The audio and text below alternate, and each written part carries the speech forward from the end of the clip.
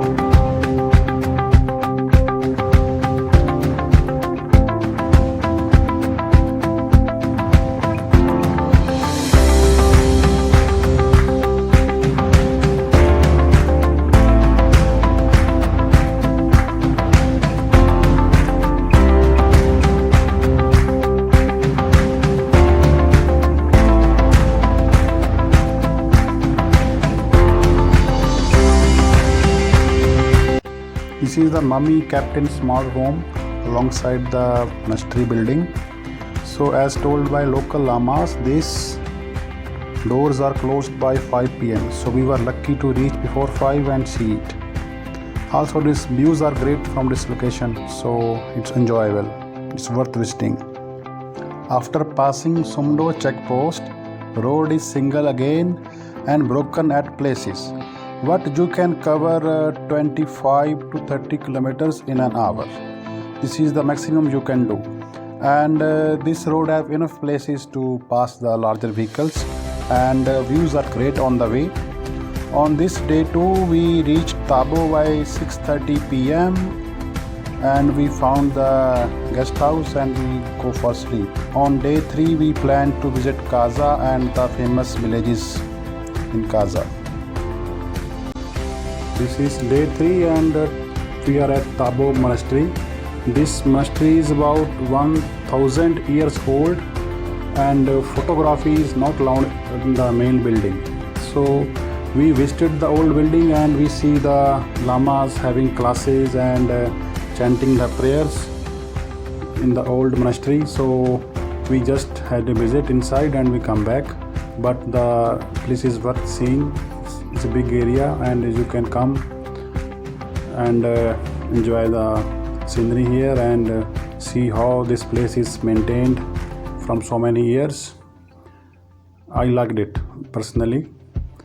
So after that we went to Kaza and we visited world's highest post office Hikkim and highest village in the world, which is connected with the motorable road, and the Langza village. After that we went to Chicham village, which is having a Asia's highest bridge from sea level.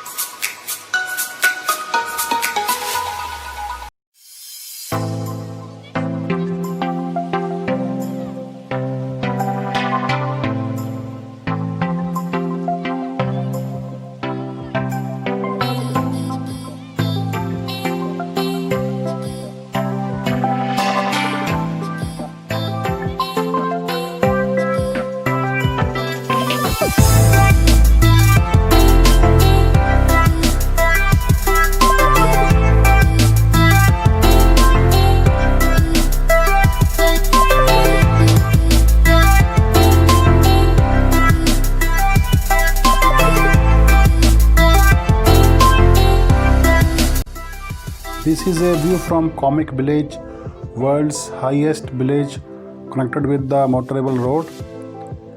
These 3 locations, Hikkim, Comic and Langza, can be covered in one loop.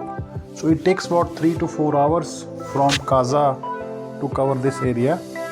And there are a lot of homestays in Langza. You can have a night stay here.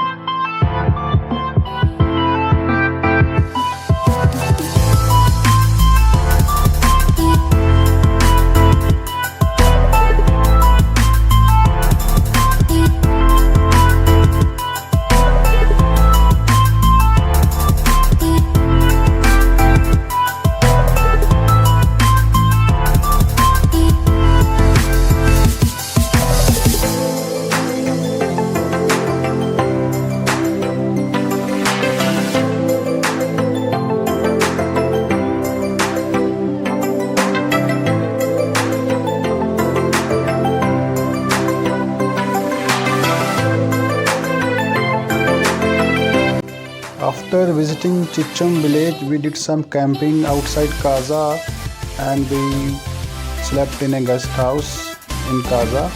Next morning we head for Mud village, which lies in Pen Valley. It is a detour from Tabo Kaza highway and it takes about 3 to 4 hours to reach Mud village and come back. There are guest houses in Mud village and a lot of tracks starts from there.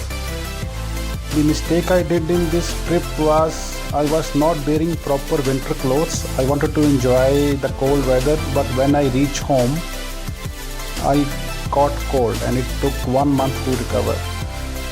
Anyway, after visiting Mud village we passed through Nako lake, then we reach Poo at night.